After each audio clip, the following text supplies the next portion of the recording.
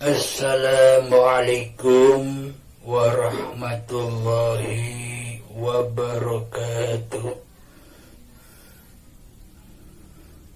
Bismillahirrahmanirrahim. Ashhadu an la ilaha illallah wa ashhadu anna Muhammadar Rasulullah. Allahumma salli ala sayyidina Muhammad wa ala ali sayyidina Muhammad.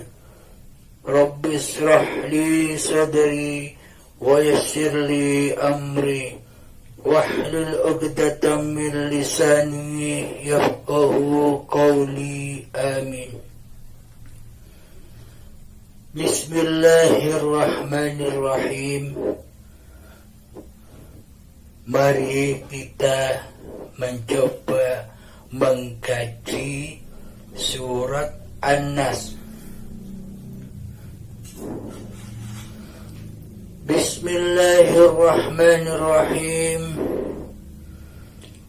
Qul a'udzu birabbin nas. Katakanlah, aku berlindung kepada Tuhannya manusia, Malikin Nas, Raja manusia, Ilahin Nas, sembahan manusia, min syarril waswasil khannas, dari kejahatan setan yang tersembunyi, alladzi waswisu fi sudurin nas, yang membisikkan ke dalam dada manusia, minal jinnati wan nas, dari golongan jin dan manusia. Shadaqallahul azim. Bismillahirrahmanirrahim. Qul a'udzu birabbin nas. Katakanlah, aku berlindung kepada Tuhannya manusia. Coba kita hayati, coba kita fahami secara logika saja. Qul a'udzu birabbin nas.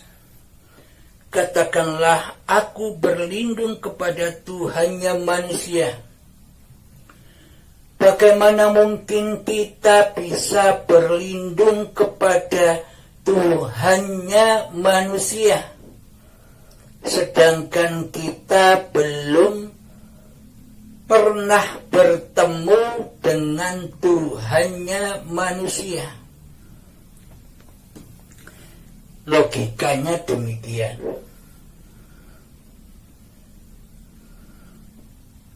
Bagaimana mungkin kita bisa berlindung kepada hal-hal yang belum kita kenal?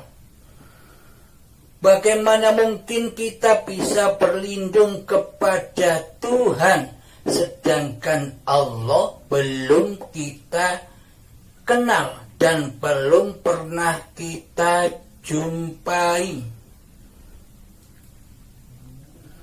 Maka dari itu, bila kita ingin berlindung kepada Tuhannya manusia, yakni Allah, maka kita wajib mengenal siapa Allah itu, agar supaya kita bisa berlindung.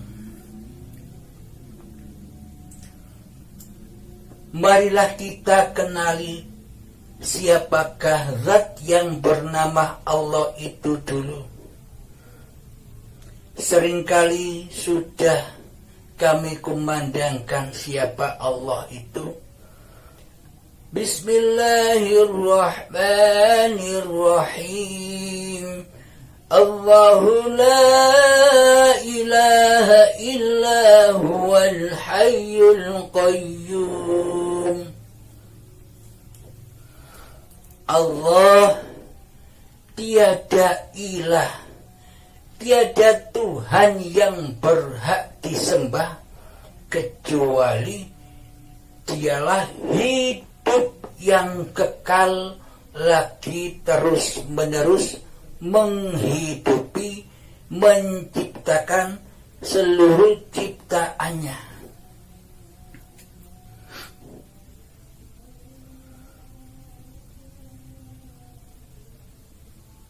Hidup Hayyul Qayyum, hidup yang kekal. Bila manusia punya hidup, bila hidup ini milik manusianya, maka hidup akan selalu kekal. Dan manusia takkan pernah terkena kematian. Lalu kenapa manusia harus mati? Karena hakikat jati diri manusianya ini bersifat mati. Sejak zaman dahulu hingga zaman sekarang sampai nanti tetaplah benda yang mati. Jadi siapakah Allah itu? Dialah hidup yang selama ini kita akui sebagai hidup manusia kita. Sehingga kita merasa bahwa hidup dan badan ini milik manusia kita. Sehingga seluruh sifat-sifat wajib bagi Allah kita kuasai sebagai sifatnya manusia kita. Kita selama ini merasa diri yang wujud, sedangkan Allah tiada. Sedangkan Allah gaib, Allah kita adamkan, Allah kita tiadakan di hati kita. Yang ada di hati kita hanya diri kita sendiri selama ini. Sifat kehendak, daya upaya serta ikhtiarnya Allah sudah kita rampasi juga. Sudah kita akui sebagai sifat manusia kita. Sifat kuasanya Allah sudah kita rampasi juga. Kita selama ini merasa berkuasa hidup. Selama ini kita merasa berkuasa, bisa berdiri, bisa berjalan, bisa bekerja, bisa sholat, bisa ibadah, bisa bertani, bisa ke pasar, dan lain-lain sebagainya. Sifat kuatnya Allah pun juga kita rampasi. Selama ini kita merasa badan-badan kita lah yang kuat. Selama ini kita hanya menyembah badan yang mati. Itulah alam fana. Itulah alam kehancuran. Beribadah sebanyak apapun, tinggi ilmu syariat kita setinggi langit pun, maka sia-sia saja apabila kita masih menjadi Tuhan. Selama ini kita tak merasa bahwa selama ini kitalah yang berkuasa atas kehidupan dan badan kita ini. Mari kita renungkan, mari kita tafakuri bersama di dalam keheningan hati kita. Mari kita buktikan bila hidup dan badan itu memang milik kita. Mari kita buktikan. Kullu mauludin yuladu alal fitrah. Seluruh bayi yang terlahir ke dunia ini seluruhnya dalam keadaan suci, bersih atau fitrah. Kenapa disebut suci? Apakah manusia itu bersifat suci? Lalu siapakah yang suci itu? Dialah hayatullah. Yang ada di seluruh bayi yang terlahir ke dunia itu adalah hayatullah, hidupnya Allah, dan badan ciptaan bahwa wujud hidup itu nyata dengan bukti adanya badan-badan bayi ini. Bila hidup dan badan ini milik kita, coba kita pikirkan, coba kita pahami. Coba saya bertanya kepada Anda semua, ketika bayi terlahir ke dunia ini, apakah Anda semua masih ingat? Apakah Anda semua bisa menyaksikan sendiri ketika Anda dilahirkan? Apakah Anda masih ingat seluruh keadaan waktu bayi Anda dilahirkan? Jawabannya tidak ingat, bukan? Tidak ada, bukan? Tidak pernah menyaksikan, bukan? Kita lupa. Hakikatnya bukan lupa, akan tetapi memang kita belum terlahir saat bayi dilahirkan. Itulah bukti bahwa hidup dan badan bayi ini adalah zahir batinnya Allah. Karena itulah disebut dengan suci, fitrah. Karena apa disebut suci? Karena kita masih belum ada, masih gaib, masih tiada. Jadi pada intinya kita terlahir bukan saat bayi terlahir. Itu kan kata syariat, itu kan kata orang tua Anda. Sedang kita sendiri tak pernah menyadari, tak pernah ingat, tak pernah menyaksikan sedikit pun ketika proses bayi terlahir. Inilah bukti nyatanya bahwa hidup dan badan ini bukan milik kita. Bukan hak kita. Bukan hak kita untuk memiliki hidup dan badan ini. Maka dari itu, bila ingin mengenal Allah, maka kenalilah diri kita sendiri dahulu.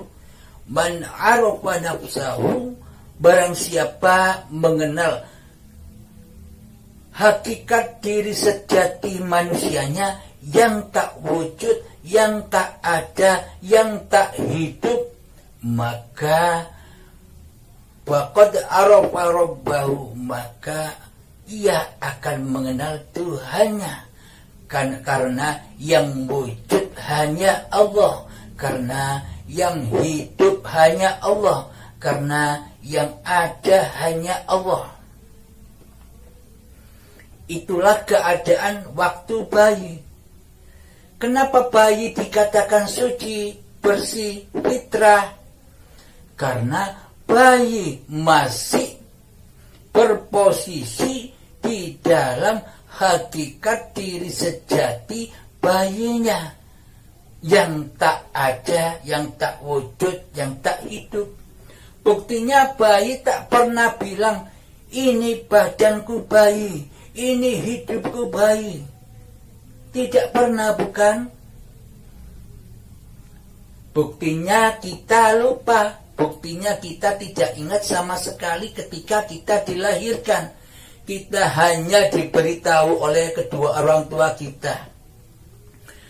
Hakikat syariat kelahiran manusia menurut syariat ya ketika badan baru terlahir. Bayi yang suci itulah syariatnya kita terlahir. Akan tetapi pada hakikatnya sesungguhnya kita terlahir ketika datang detik-detik akil balik, itulah kita terlahir ke dunia ini. Sekitar usia 5-7 tahun ketika kita masih duduk di bangku TK. Dari awal itulah kita mulai merasakan hidup dan badan ini. Kita mulai mengenali hidup, kita mulai mengenali badan ini. Kemudian lantas kita mengaku-ngakui bahwa hidup ini hidupku, badan ini badanku, mainan ini mainanku, orang tua yang selalu menyayangiku ini adalah orang tuaku. Seluruhnya diaku-akui sampai saat ini.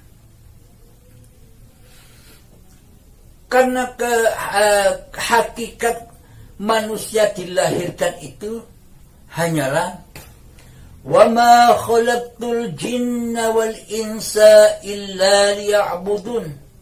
Tidak kuciptakan jin dan manusia kecuali hanya untuk mengabdi kepadaku. Cobalah tengok kisahnya Nabi Adam. Jadi pada hakikatnya kelahiran manusia kita sama persis dengan kelahiran Nabi Adam. Akan tetapi menurut syariatnya tidak sama.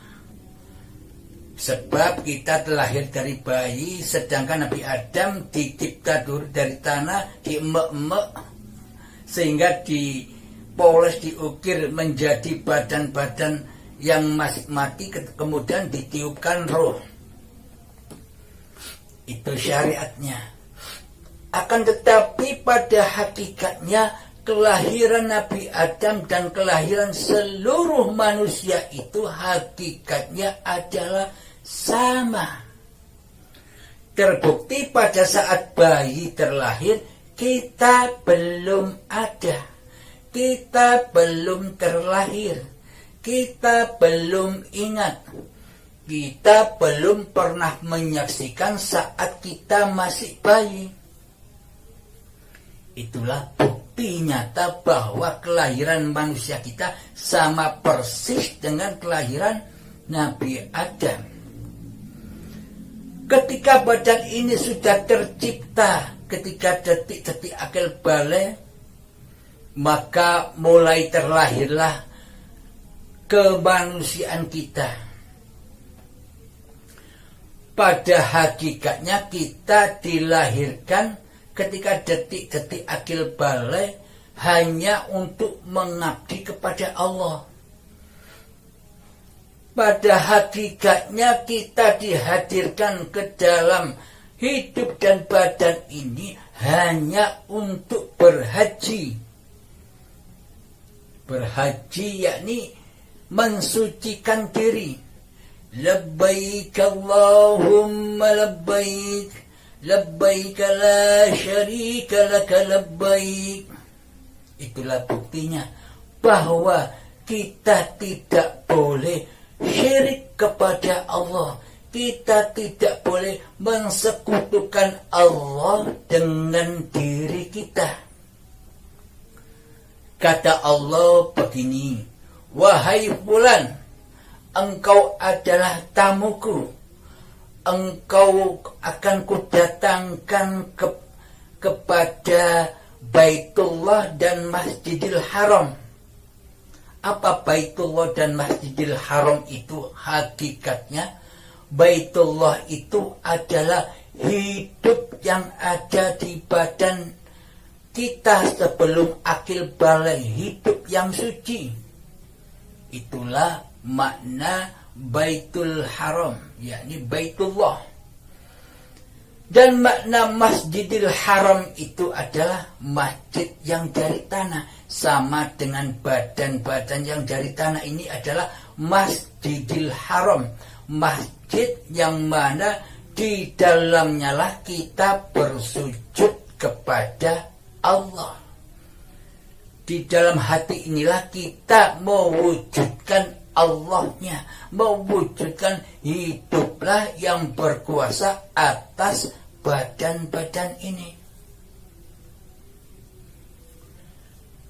Ketika kita didatangkan sebagai tamu Allah, ketika detik-detik akil balik kita didatangkan ke dalam hidup dan badan ini, ketika detik-detik akil balik. Nah, sebelum kita didatangkan itulah maknanya surga. Jadi sejak dari tanah hingga diperjalankan kepada tumbuhan, hingga diperjalankan lagi kepada hasil tumbuhan, yakni buah-buahan, sayuran, dan padi, hingga dimakan kedua orang tua kita menjadi sel sperma dan sel telur, hingga menjadi gumpalan darah, hingga menjadi gumpalan daging, hingga menjadi janin sampai menjadi bayi. Itulah alam surga. Apa makna alam surga itu? Makna alam surga itu adalah subhanallah, maha suci Allah dari diri manusia kita. Terbukti ketika sejak cikal bakal badan ini dari tanah sampai menjadi bayi, kita belum ada, maka masih suci dari diri manusia kita. Maka dari itu ketika detik-detik akil balik, maka si Adam ini, yakni kita manusia, akhirnya memakan buah khuldi, yakni buah pengakuan diri, buah pengakuan mengakui bahwa hidup ini milik manusianya, buah pengakuan bahwa badan ini milik manusianya, buah pengakuan bahwa kuasa ini milik manusianya, buah pengakuan bahwa daya upaya serta ikhtiar ini milik manusianya, buah pengakuan bahwa penglihatan ini penglihatan milik manusianya, buah pengakuan bahwa pendengaran ini pendengarannya manusianya, buah pengakuan bahwa kalam-kalam ini adalah kalam manusianya. Ketika itulah manusia akan diturunkan ke dunia. Awalnya manusia tinggal di surga, awalnya manusia tinggal di akhirat. Setelah detik akil balik tiba, setelah makan buah khuldi, buah pengakuan diri, maka diturunkanlah manusia ke dunia. Apa makna dunia itu? Makna dunia adalah diri manusia kita selama ini mentuhankan badan-badan kita lah yang punya hidup sendiri. Badan-badan kita lah yang merasa wujud. Badan-badan kita lah yang merasa berkuasa. badan-badan kita lah yang merasa punya kehendak, daya upaya dan ikhtiar. Badan kita lah yang merasa bisa mendengar, melihat dan berkata-kata. Karena selama ini kita hanya menyaksikan, hati kita hanya memandang dan menyaksikan badan-badan inilah yang wujud dan berkuasa menguasai badan kita ini, maka itulah yang dikatakan alam dunia. Karena badan-badan ini kan dari tanah. Berarti tinggallah manusia di alam dunia. Maka di dunia inilah manusia berpayah-payahan. Akhirnya dulunya ketika di surga, dulunya ketika masih di akhirat, dulunya masih ada di langit, manusianya tinggal makan disuapi, minum diminumi oleh Allah. Akan tetapi ketika manusia berada di bumi,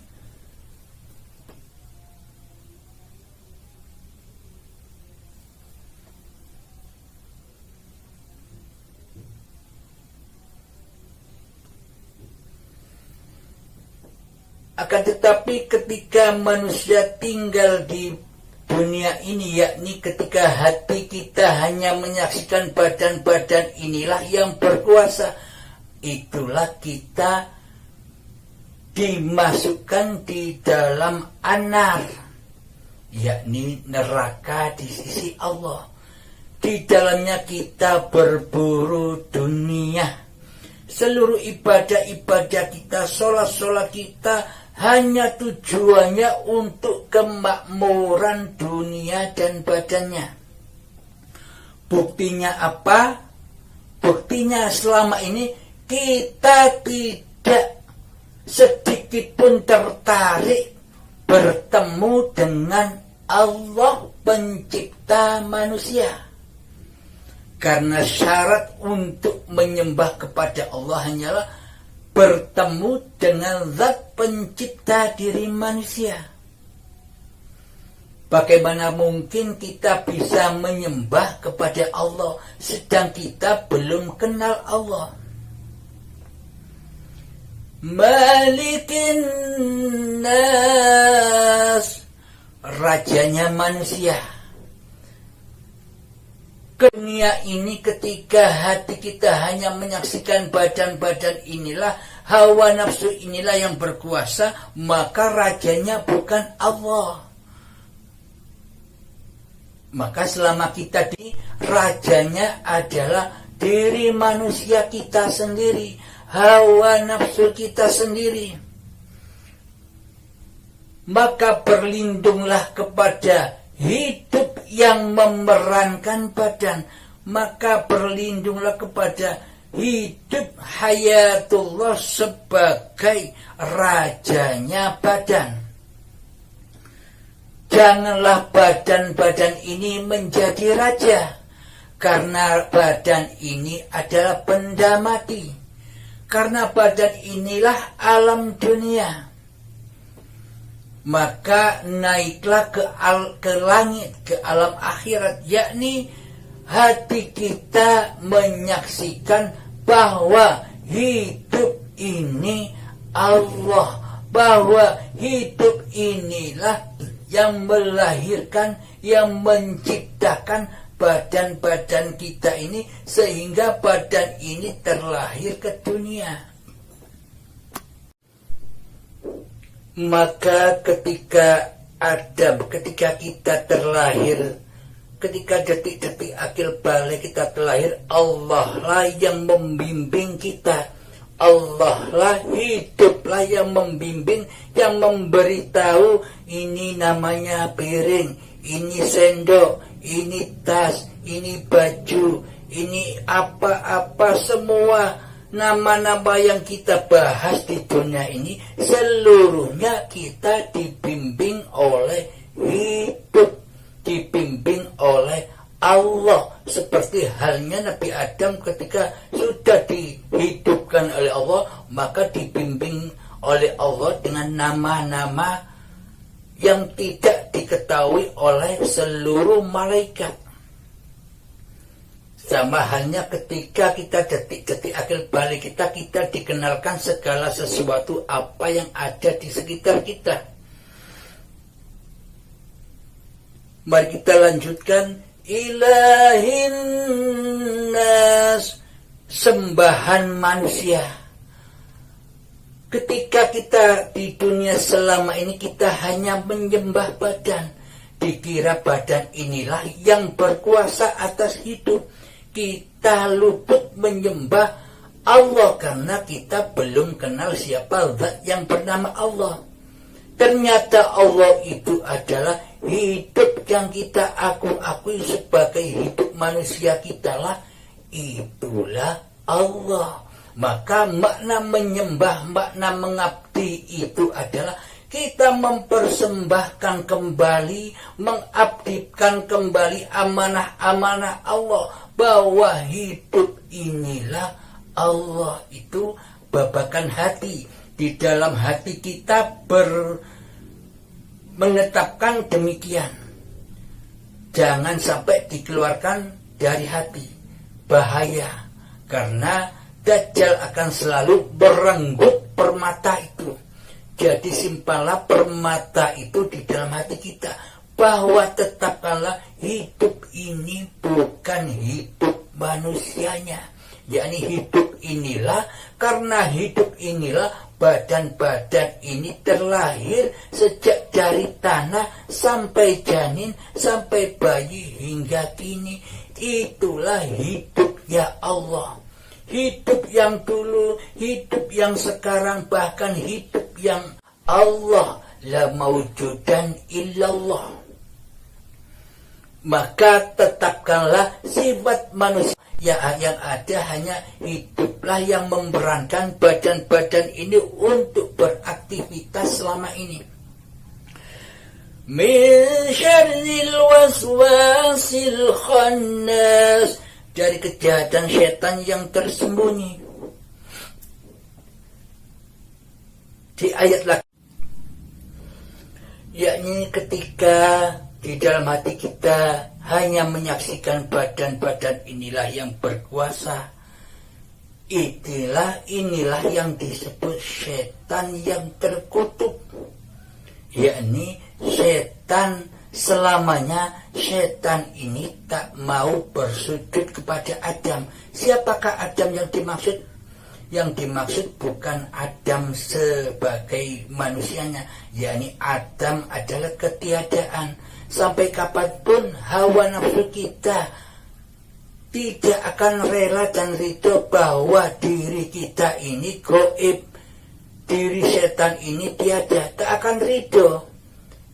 Kita maunya diri kita yang wujud, Allah yang gaib. Kan terbalik sobat. Terbalik, yang jadi Tuhan diri kita, sedangkan Allah kita tiadakan. Kan terbalik dari akidah Islam yang dibawa oleh para nabi dan para rasul.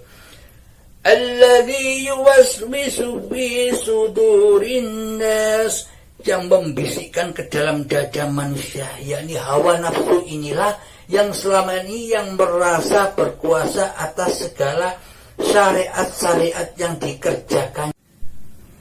Hati kita masih nafsi daripada lillahi ta'ala. Minal jinnati wan nas, dari golongan jin dan manusia. Jadi ketika masih wujud diri manusianya, inilah setan yang nyata. Tiadaan diri manusia kita. Karena sesungguhnya yang wujud hanya hiduplah yang mewujudkan badan-badan ini. Semoga bisa dipahami oleh kita semua. Assalamualaikum warahmatullahi wabarakatuh.